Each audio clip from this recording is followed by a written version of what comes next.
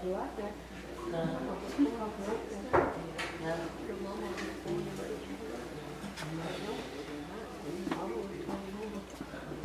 we'd like to welcome everyone. Remember to be back with us Wednesday night. Is there anyone else? Have any birthdays? I know somebody. Nancy's birthday. Nancy's got a birthday. Come on, somebody else. I have a few.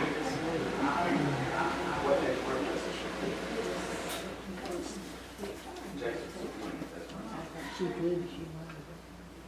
She got somebody to call.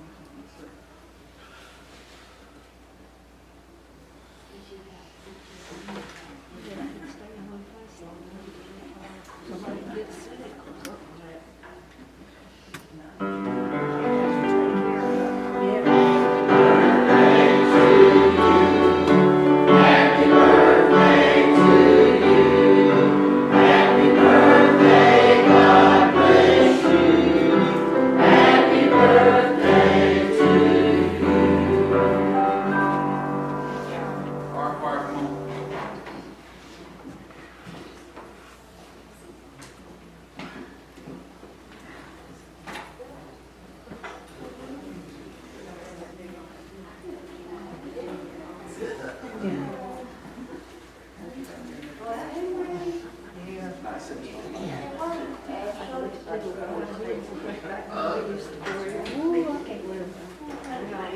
Good day, brother.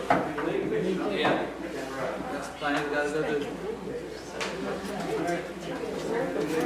Good morning, how you going? Have a good day. I got off it, so. Yes, sir. Hey, I was worried. I was worried, dude.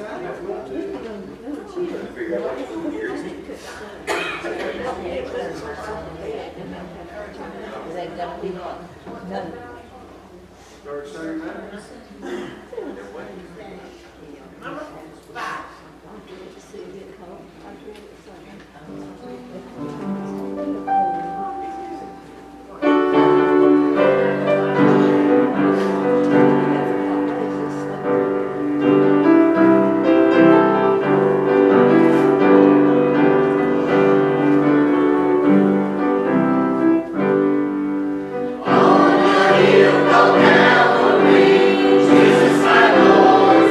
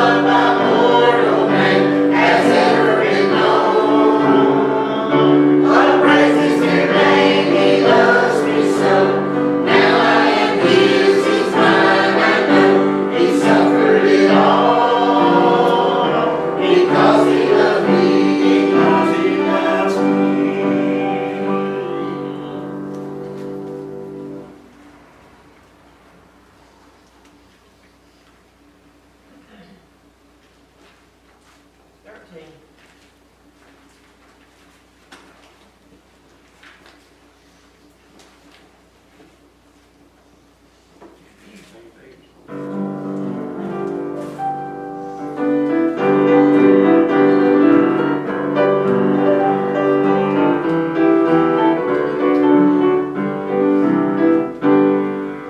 There is not a mother, sister, friend, or brother loves the way that Jesus can. He proved His love for me when He died on Calvary. He gave His life for fallen man. His love is a boundless love, and it reaches down and touches me. His love is an endless love that will last through all eternity. Jesus wants to love you. There is none above you. You are precious in His sight. He will never fail you. Rent the house or sell you. He'll be with you day and night. His love is a boundless love, and it reaches down and touches me. His love is an endless love that will last for all eternity. His love is a boundless love, and it reaches down and touches me. His love is an endless love that will last through all eternity. His love is a boundless love, and it reaches down and touches me. His love is an endless love that will last through all eternity.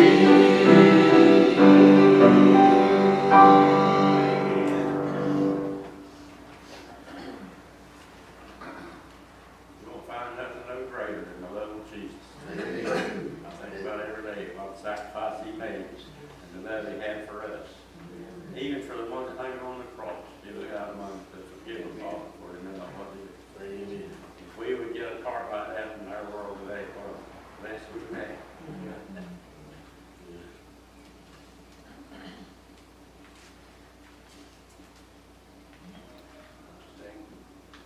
What you think?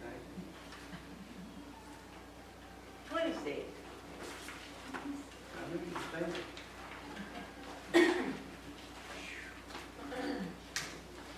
Yep, she's there. Hold it, 27. 27. 27, you on 26. And help the brother out. Okay. There you.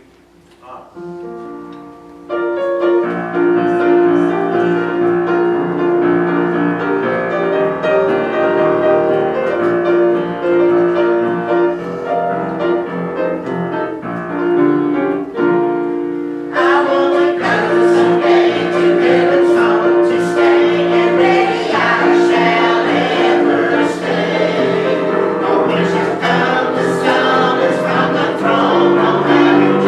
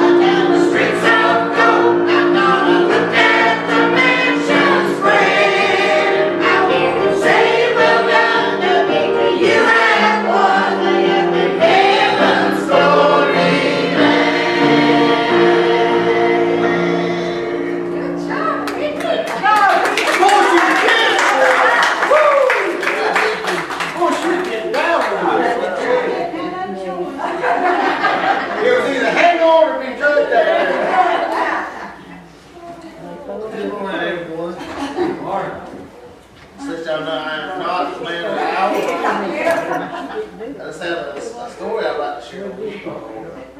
You know, interesting things always happen when I go places. The first week, Tuesday night, I get a call that the water pump's messed up. So I left Rock Hill, drove home, fixed the water pump, went back the next day. And this past week, you know, you see grandmas out of gas and you want that, right? You know? So I'm at the cash register at the store, and this little grandma, aged lady comes up there, and she had her a water, she bought her a big jug of water. She was gonna dump that water out, put her some gas in that jug. That woman next door waved her off, oh no, can't do that. Well, I didn't know the whole story right into it. When the guy right, me and him left to go to the hotel there, I seen the poor thing. She almost made it to the store, and her car was sitting in the middle of the road out of gas. And I said, Ed, man, if that was my wife, or your mama, or your wife, or my daughter, I would pray somebody like us would come along that would help. Right? Right. I ain't buying her no $25 gas jug from the store, you know what I'm saying? And she didn't have one, and we didn't have one. So I said, well, what do we do? I said, if you need washer fluid in your truck, I'll get us a jug of washer fluid. That's a good, heavy plastic jug. Stout, got some shoulders on it, you know. Yeah. So I dumped them. I go in there and I buy the windshield wiper fluid, and I dump it in his truck. And I put the rest of it down there in the little squeezy thing everybody uses. Just being a nice guy, you know? Yeah. I start pumping the gas in that jug, and this little, she's about your size, Miss Dawn. I didn't know that a woman that small could say cuss words that big at me for pumping a little bit of gas in a windshield washer fluid jug. I'm talking about up one side, down the other. It ain't our fault. That's a ticking time bomb in your hand, this, that, and the other. And when she got through with everything, I said, lady, this is made out of the same plastic that $25 gas jug is made out of. It'll be all right, just leave the cap loose. And we got the truck later. But I ain't lying. You know, try to do something good, try to help somebody, Brother Kim. With the best intentions, and still get cussed out.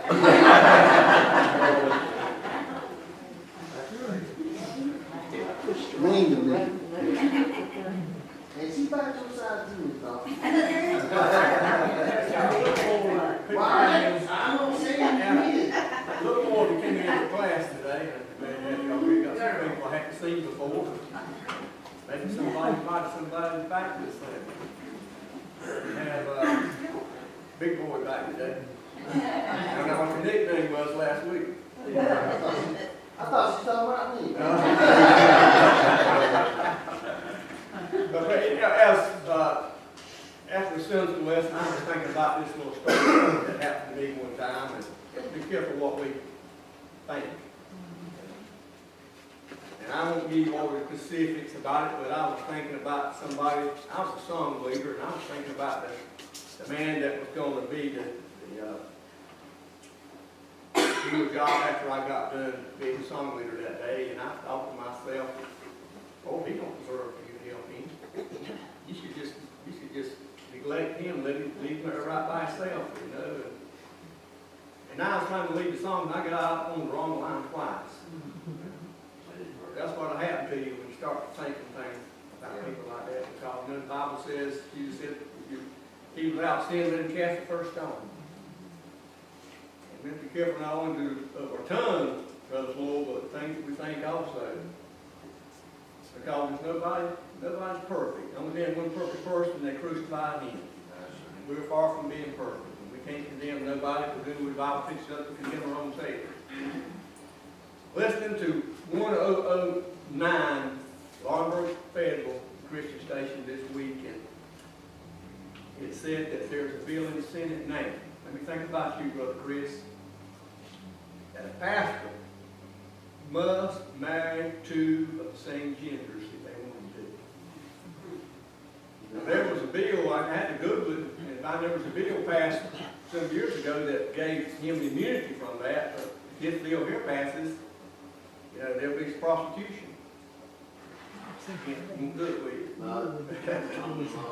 But, a lot of things going on in this world right here, and I told y'all last week, and I'll tell you again, we hope to finish up on that other side today. We hope to finish up on our children today also. As I was at home, I made a list of things I wanted to go over with y'all and tell you about these things. Back in the 70s, there was a sitcom called Soap. You might remember that. I never watched it, but Billy Crystal was one of the characters on there. He's a famous actor. He was a gay person on there. That's the first time I remember a TV show had a gay character on there. All these things are there, have been happening over the years, y'all, that are made to desensitize us. What's going on that, see, you got the VMI? VMI, the military institute there that desensitizes their young minds, children in schools, and I've got something that I read, and I will send it to Floyd. Chris, are you on Facebook? Well, I'll send it to Floyd. Maybe he can transfer it from Facebook to Messenger. But I tried it and I can't do that. I would not send it to other people in there because it is so explicit about what was going on in classrooms. It was not in North Carolina or South Carolina, but what was being taught. The mayor stood up and said that either the school board resigned or he was going to, he done talk with the judge, all those can be persecuted for distributing child pornography. It is something that, if I was to go to y'all and tell you, I would tell you men, but it was so explicit I would not tell the women about what it says. Kathy, get Floyd to send it to you. It is awful. That's how the devil creeps in little by little in these young minds. And they begin to infiltrate them and desensitize them to what's really going on in the world. The devil's foot loose in our country today, believe it or not. If Donald Trump has done something wrong, they need to arrest him and put him in prison. But if he hadn't, then they need to leave him alone. I mean, Donald Trump was a foolish man. The reason I say he's foolish is because a lot of crazy stuff comes out of his mouth, you know. But he's done a lot of good things for our country. He was leading this country back into the right and righteous way that this country was founded on.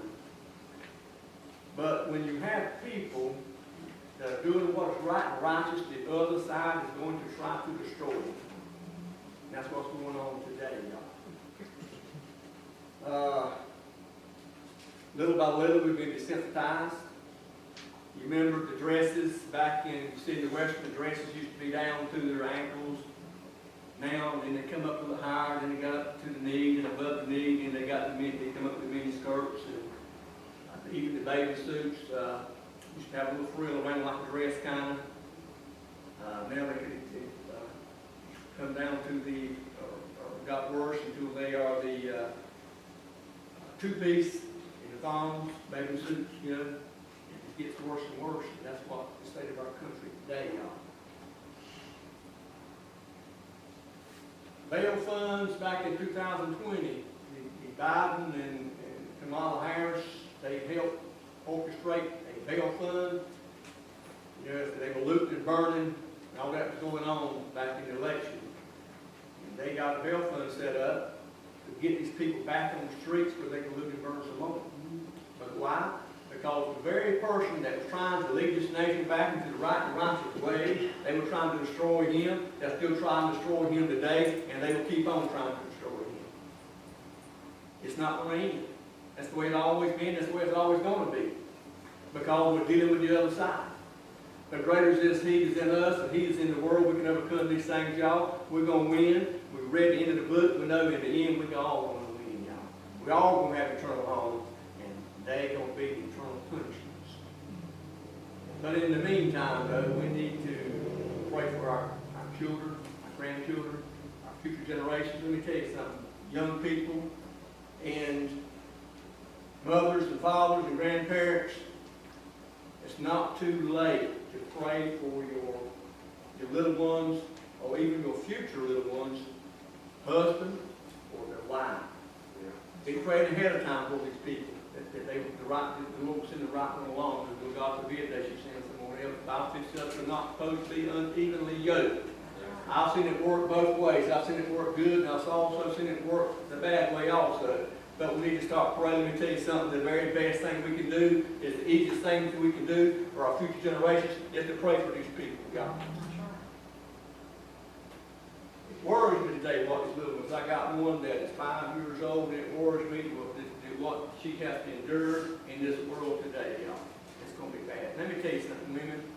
You have a large responsibility. Here's what I have noticed. I'm not speaking from the Bible on this, but here's what I have noticed. My wife has noticed the same thing. That as the woman goes, so does your children go. Normally. Sometimes your children will get a gene back from the third and fourth generation, and it might be a bad gene. You didn't raise them like that, but they still turn out bad. But normally speaking, you can have a bad husband, a bad father, but if you've got a good woman in the home, the children have a great chance of turning out good. But if you have a bad mama, a crazy mama, whatever she might be, and a good daddy, you know, the children are going to be in dire straits because the children need the nourishment and the nurturing that a mother gives to them. It's especially hard on mothers today because not only do they have to raise a household, but they got to cook. They got to work another job also. So it's double hardship on them, and it's our responsibility as husbands and fathers to help the women out that our children will have a better chance than they used to have. If you look in the Old Testament and go to Kings, it always gives when Uriah became king, his father's name was, it also says his mother's name. Because it was very important who his mother was. King David gave sage advice to Solomon before Solomon became king, or when Solomon became king. But he also had, as King Solomon was the wisest man that's ever been born. He also made a lot of mistakes also. But King David had some other sons that did not turn out too well, like Absalom, who tried to take the kingdom himself away from David. And we need to pray for our children, pray for the little ones. It's not too soon, even they're not here. We need to pray for them.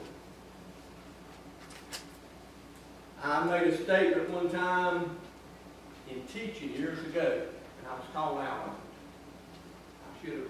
I should have said something, but I did not say anything. I made this statement here, that schools are shot up, not because God not being in schools anymore. The schools are shot up because God is not in the home. I mean, if you got God in the home, I mean, the children have to raise them. It don't matter what goes on in school. They're not going to shoot them up.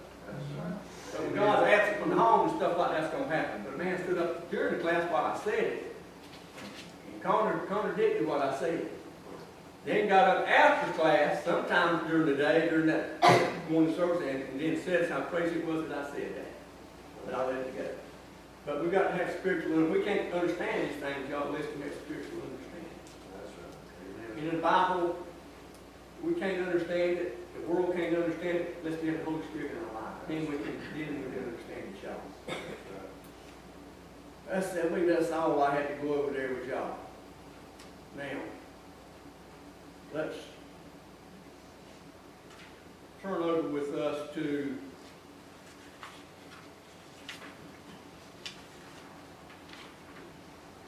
let me tell you, then we're going to start back on our children. I have a couple of stories here to recite to you.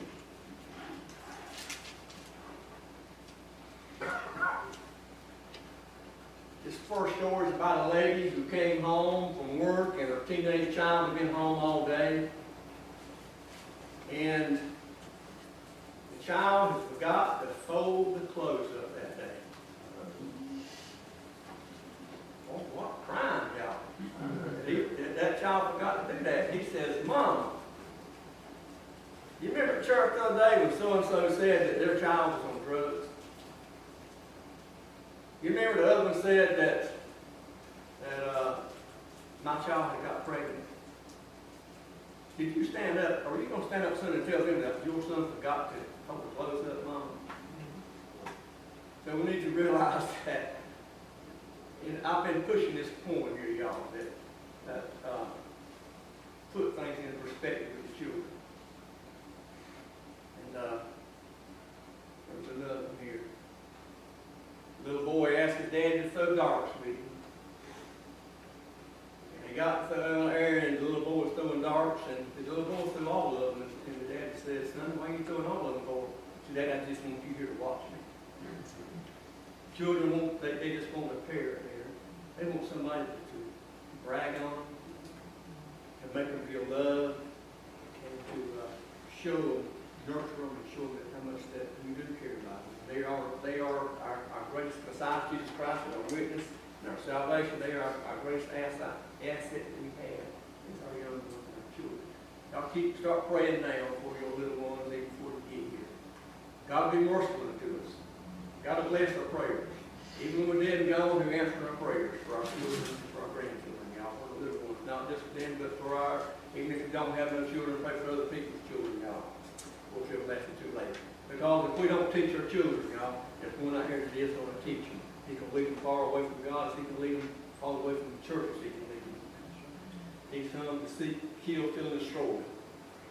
Make sure he walked, the Bible says, walk around like a roaring lion, seeking whom he may devour. And he's trying to devour your children today, y'all. He's trying to devour your child, his